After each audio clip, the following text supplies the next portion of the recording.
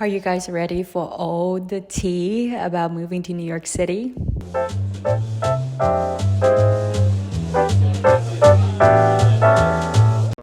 Hello friends, welcome back to my channel. So if you watched my last vlog, you will know that I moved from SF to New York City officially back in Labor Day weekend. In today's video, we're gonna talk about all the details of why I moved, how I was moving, how I was house hunting, and how I like living in New York City so far. So back in June, I got a new job.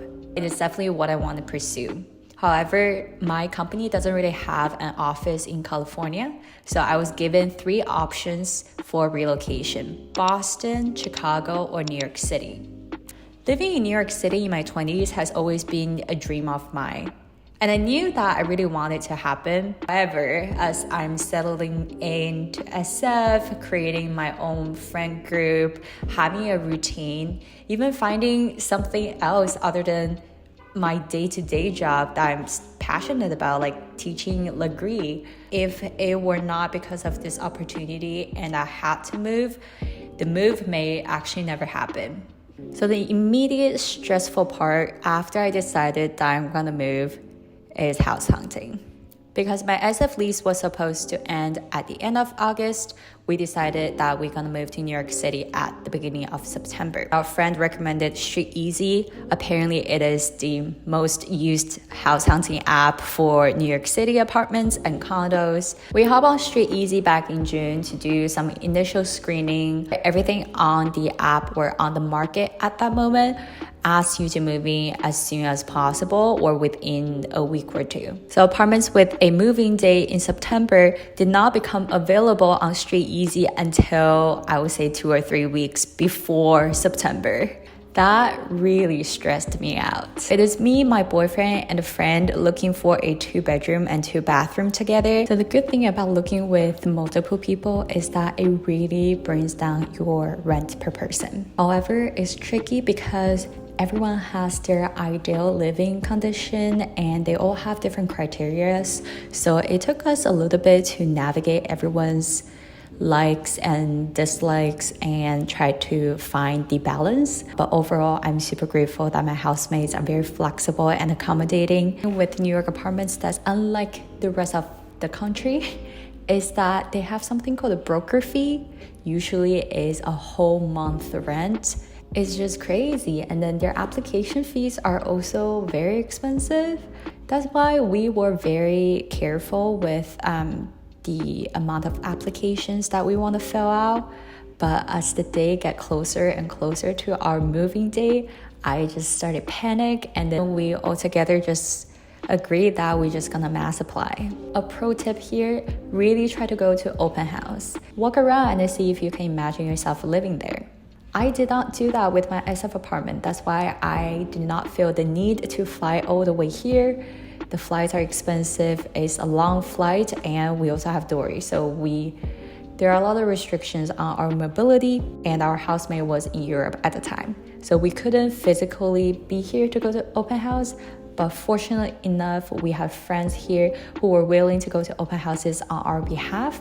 It is very important to go see houses in person because there are also other problems that will not be shown on the website.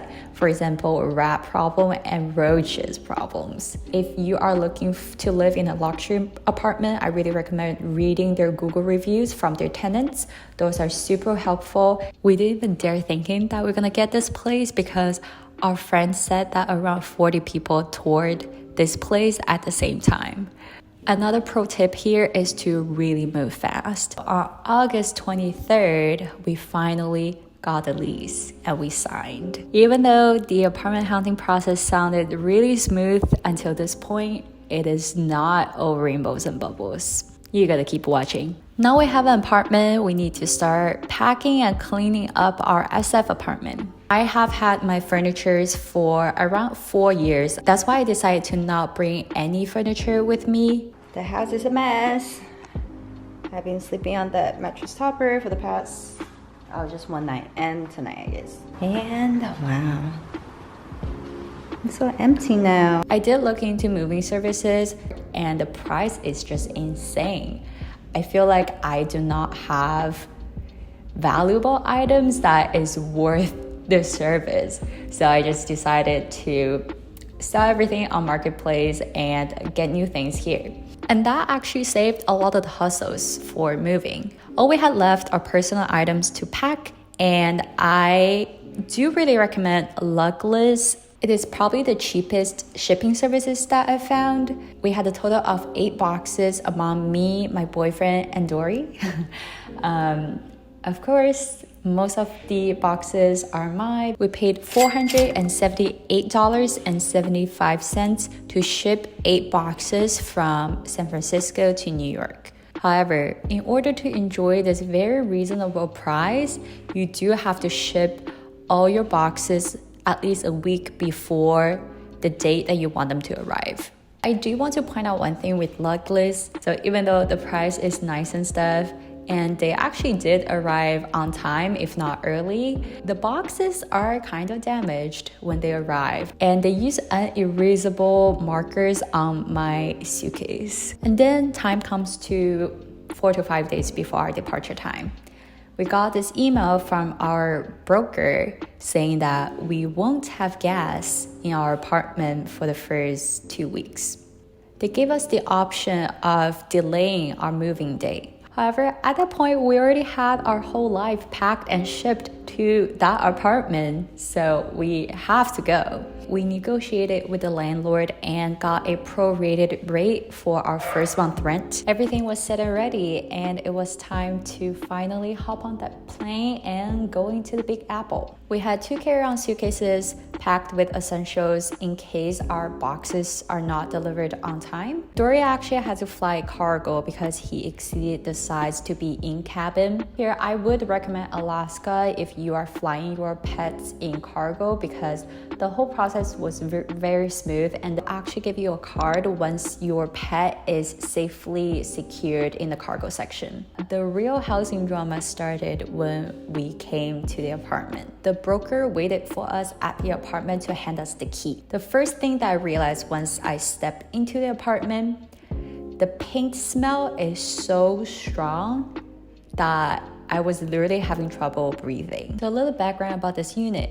It's actually recently renovated, so we are the first people who are gonna live here after it's been refreshed. On top of that, the fire alarm kept beeping and we just couldn't figure out a way to stop it.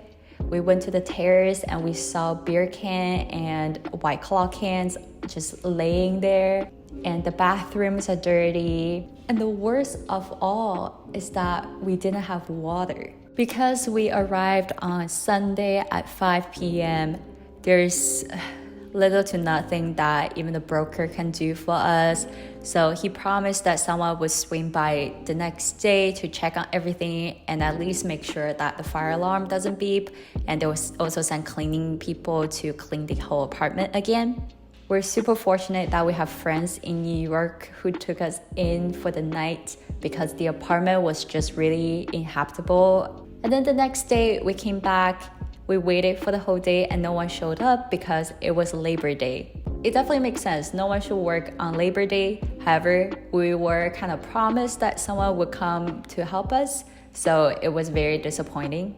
And then the landlord promised that someone would come back first thing in the morning on Tuesday, so we decided to just sleep at the apartment on Monday night. First night sleeping at our apartment. Just fall asleep to the paint smell and never wake up.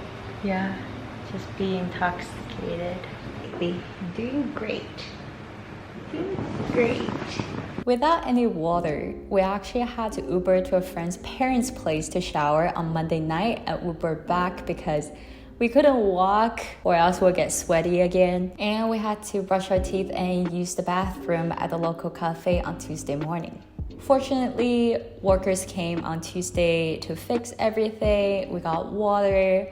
Our stuff arrived. No missing pieces, even though the boxes are a little bit destroyed. Our mattress came. So things were getting better. However, we still don't have gas until this day. And I'm recording this on October 10th. And now it has officially been fall in New York City. I just completely gave up even trying to jump in cold shower. So now I boil water with my electric kettle and mix the hot and cold water to pour it on myself every night. According to law, your landlord is supposed to provide you with water in a certain temperature. So in this situation, what we did is to negotiate for rent reduction. Or is unwilling to provide you neither rent reduction nor any actions to help you improve the situation. It's definitely time to use legal actions. And then things start to get a lot better. We gradually furnished our place. We hosted a big kickback and invited a bunch of friends. In terms of life, I do really enjoy living in New York City. I am gradually finding my own routine, going to the office twice a week, exploring different neighborhoods in New York City, trying out new restaurants, new bars, new pop-ups, and also branching out socially to reconnect with old friends and meeting new people and making new friends. At this moment, I do not regret moving to New York City, even though I miss my SF friends so much. But do check in with me again in a couple months because I've only been here for 1 month and it hasn't been winter yet. Okay, enough of me talking. Now let me show you around our humble abode.